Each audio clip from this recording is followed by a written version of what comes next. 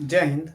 देखिए, आज हम लोग समझेंगे फूल के बारे में कि फूल क्या है, फूल का अध्ययन क्या कहलाता है, फूल के कितने भाग हैं, फूल के परागण में क्या-क्या होगा। तो परागण की प्रक्रिया तो आगे अभी चलेगा, तो कम से कम आज हम समझ लेते हैं कि फूल क्या है। देखिए, फूल का जो अध्ययन है वह एंथोलॉजी कहलाता है। याद रखिए भैया, फूल का जो अध्ययन है वो क्या कहलाता है? एंथोलॉजी कहलाता है। फूल जो है पौधा का एक मुख्य जनन अंग होता है, यानी इसी के दिन से परागण की क्रिया फूल में ही होती है और यही फूल आगे जाकर फल का निर्माण करता है। याद रखिए, फूल का अध्ययन एंथोलॉजी कहलाता है। फूल जो होता है यह एक मुख्य जनन अंग होता है। यही फूल बाद में जाकर फल का निर्माण करता है। फूल के 4 भाग होते हैं। फूल के कितने भाग भैया? 4 भाग। देखिए, बाह्य दलपुंज और ये दलपुंज, ये दोनों जो है आवश्यक अंग है। ये दोनों आवश्यक अंग है और ये दोनों जो है पुमंग और जयांग, ये जो है एक लैंगिक अंग होता है, यानी इसी में रिप्रोडक्शन की क्रिया होती है।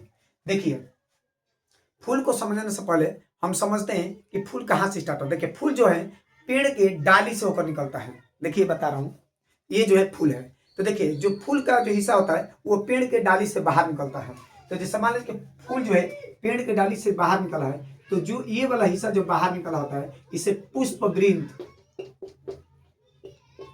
या पेसियोल कहते हैं। पुष्पवृंत या पेसियोल कहते हैं। याद रखिए, आप जब किसी को गिफ्ट देते हैं फूल, जो गिफ्ट वाला जो फूल होता है आराम से जो धराते हैं, तो यही वाला जो फूल है, ये वाला फूल, यही फूल हम लोग पकड़ कर ये डांठी जो है दे देते हैं। तो जो ढाटल इसका जो पकड़े हुए हैं, एक इसका क्या पकड़े हुए हैं? इसका वृंत यानी पिस्यूल यानी पुष्प वृंत पकड़े हैं और यही से आगे जो है फूल बढ़ता है।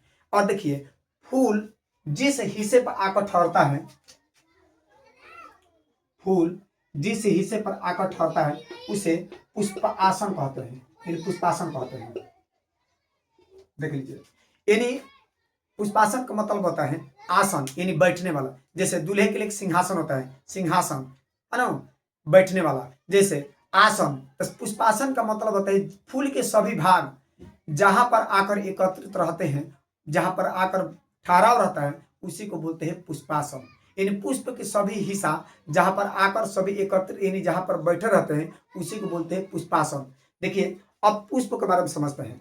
अब पुष्प में सबसे पहला हिस्सा है वो है आपका बाह्य दल पुंज। देखिए, पुष्प जब कली अवस्था में रहता है, पुष्प जब कली अवस्था में रहता है यानी शुरुआती अवस्था में रहता है, जैसे गुलाब का फूल देखिएगा अपने आसपास, जब वो छोटा होगा एकदम शिशु अवस्था में जब पुष्प रहता है, तो उसके पूरे ऊपरी सतह पर एकदम हरा रंग का जो है एक कवर जो है वो ढका रहता है। तो जो कवर यानी जो उसको पूरे ढककर रखा है, उसी को बाह्य दल पुंज कहते हैं। याद रखिए, वो हरा रंग का रहता है। आप पढ़े होंगे कभी न कभी कि पेड़ पौधे के जो पत्ते या फूल जो उसके बाह्य दल पुंज होते हैं वो हरा क्यों होता है? उसमें क्लोरोफिल की मात्रा होती है, यानी क्लोरोफिल के दिन से ही पेड़ पौधे के पत्ता जो होते हैं हरे रंग के होते हैं। और वही बाह्य दल पुंज, ये वाला जो बाह्य दल पुंज है, वो जब शुरू की अवस्था में फूल जब कली अवस्था में रहता है तो उसको भोजन चाहिए। माने कि कोई भी छोटा बच्चा है तो उसको भी खाना पीना चाहिए।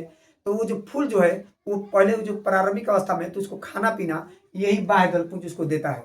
ये प्रकाश संश्लेषण की क्रिया करके उसको जो है अपना पोषण प्रदान करा देता है। जैसे ही फूल जब बड़ा होता है तो जितने बाह्य दल पुंज जो बाहर रूप से ढके होते हैं वो छितरा करके यानी नीचे आ जाते हैं। मतलब कि वो फूल से पुष्प से बाहर होकर के वो नीचे आ जाते हैं और नीचे जो है लटक जाते हैं। आप देखिएगा पुष्प का जो आप बाह्य दल पुंज देखेंगे तो देखिए ये वाला हिस्सा जो है ये सब क्या है, पहले इसको सूर्य अवस्था में पूरा ढके होंगे और जैसे ही ये फूल बड़ा हुआ तो ये पूरा ये देखिए बाह्य दल पुंज पूरे नीचे हो गया, यानी नीचे हो गया है।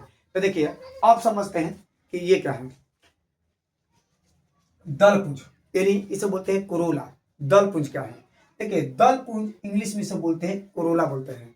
आप समझिए, जैसे मान लीजिए कि शुरू की अवस्था में ये हरा रंग का था, जैसे ही ये फूल बड़ा हुआ तो जो ऊपर का जो जितना ही दिखाई दे रहा हिस्सा कलर इसका, इसी को दल पुंज कहते हैं। आप देखिएगा अपने अगल बगल, आप किसी फूल को देखकर बताइएगा कि ये लाल रंग का है, वो पीले रंग का है, ये श्वेत रंग का है, ये जो है इस कलर का है। तो देखिए, आप कोई भी फूल का जब कलर बताते हैं तो आपका उसका क्या देखते हैं? आप बाह्य दल पुंज नहीं देखते। देखिए, जितना बाह्य दल पुंज होगा सिर्फ हरा रंग का होगा। आज जो आप कलर रंग बता रहे हैं कि ये गुड़हल लाल रंग का है, ये गुलाब है सफेद रंग का है, तो जिस कलर को देखकर आप बता रहे हैं वो फूल का दल पुंज हिस्सा देकर बता रहे हैं। दल पुंज रंग बिरंग का होता है। देखिए, अधिकांश दिन के समय खिलने वाले जो फूल होते हैं वह रंग बिरंगी होते हैं और ये कम सुगंधित होते हैं। लेकिन वही फूल यदि रात्रि के समय खिल रहा है तो देखिएगा वो ज्यादा से ज्यादा वो सुगंधित रहता है। क्योंकि देखिए दिन में खिलने वाले फूल क्या करते हैं, अपने रंग बिरंग के चलते ही भौरों को अपनी तरफ आकर्षित करते हैं। और रात्रि के टाइम पर जो खिलने वाले जो फूल होते हैं वो जो है कम रंग बिरंगा होता है, लेकिन उनके पास जो है सुगंध ज्यादा रहता है, इसलिए अपने सुगंध से ही भौरों को अपनी तरफ आकर्षित कर लेते हैं। मान लीजिए कि रात्रि के समय पर कोई परछावन कर रहा है तो सिक्का कहाँ कहाँ जा रहा है कोई देख थोड़ी रहा है, लेकिन दिन के समय परछावन हो रही है तो लोग देख लेते हैं, कहा यहाँ पर पैसा गिर गया हम उठा लेंगे। तो दिन के समय रंग बिरंग जो फूल जो है अपने कलर के दिन से फूल आकर्षित करते हैं भौरों को। पुष्प हो गया। अब देखिए उमंग, देखिए उमंग जो है ये पुरुष कैसे बोलते हैं, देखिए पुरुष से याद रखिए पुरुष, और जैंग जो है ये मादा हिस्सा है, यानी ये नर हिस्सा है और यह मादा हिस्सा है। देखिए पुरुष में नर हिस्सा को उमंग कहते हैं, जो पुमंग होता है वो नर हिस्सा होता है, और मादा हिस्सा को जयांग कहते हैं। पुमंग को हिंदी में इंग्लिश में एंड्रोसियम कहते हैं और जयांग को गाइनोसियम कहते हैं। अगर इसी में पुरुष है तो नर में नर युग्म को बनता है और जयांग में मादा युग्म को बनता है, जो निषेचन के दौरान जो है क्रिया होती है। अब समझते हैं अस्थायी रूप से कि पुमंग क्या है और जयांग क्या है। आइए आगे चलते हैं। चलिए अब हम लोग समझते हैं मेल यानी नर एंड्रोसियम क्या है। देखिए एंड्रोसियम का मतलब हिस्सा में है उमंग। उमंग के 3 भाग याद रखिए। उमंग जो है नर हिस्सा होता है, नर हिस्सा को उमंग कहते हैं। तो इसमें 3 भाग होते हैं। देखिएगा आप फूल में, आप गुड़हल का फूल देखिएगा या कोई ऐसा भी फूल है जिसमें इस तरह से डांटल पूरा निकल रहते हैं, तो देखिए इसके पुमंग के 3 हिस्सा, पुंकेसर, पराकोष और पराग कौन। देखिए जो फूल से जो हिस्सा निकल कर बाहर निकला होता है इसे जो है पुंकेसर कहते हैं। क्या कहते हैं? पुंकेसर कहते हैं। ये फूल से निकला हुआ जो पूरा डांटल जो पूरा निकला हुआ हिस्सा है इसे पुंकेसर कहेंगे। और जाकर यहाँ पर गठिया गया है ये वाला पूरा हिस्सा, इसे पराग कोष कहेंगे। क्या कहते हैं? पराग कोष कहते हैं। और इसमें दाना दाना की तरह भरा होता है, इसे पराग कण यानी पोलन ग्रेन कहते हैं। पोलन ग्रेन आप समझिए एक बार फिर से। फूल से निकला हुआ जो हिस्सा होता है, जो दाना के समान निकला होता है, उसे पुंकेसर कहेंगे। क्या कहेंगे भैया? उसे पुंकेसर कहेंगे। और वो पुंकेसर एक जगह जाकर जो है गठिया जा रहा है, गांठ की तरह हो जा रहा है, उसे पराग कोष कहते हैं। और पराग कोष में ही कण भरा होता है जिसे पराग कण कहते हैं, पराग कण कहते हैं। तो याद रखिए इंग्लिश में बता रहा हूँ, इसे बोलते हैं फिलामेंट। इसे क्या बोलेंगे? फिलामेंट। अगर यहाँ पर गठिया गया है तो उसे बोलते हैं एंथर, और उसमें जो दाना भरता है उसे बोलते हैं पोलन ग्रेन, पोलन ग्रेन। उसी तरह से महिला यानी जयांग वाला हिस्सा समझते हैं, यानी गाइनोसियम क्या है? जयांग हिस्सा। देखिए पुष्प के हिस्सा से जुड़ा हुआ जो ये हिस्सा है इसे बोलते हैं अंडाशय। पूरा देखिए नीचे से अगर अंडाशय से निकला होता है तो लोटे का समान जो हिस्सा निकला आता है उसे बोलते हैं अंडाशय। लोटे की तरह निकला जो हिस्सा होता है उसे बोलते हैं अंडाशय। अंडाशय जाकर ऊपर थोड़ा हल्का सा पतला हो जाता है, उसे बोलते हैं हम लोग वर्तिका। देखिए ये वाला हिस्सा क्या हम लोग का? ये वाला हिस्सा है वर्तिका।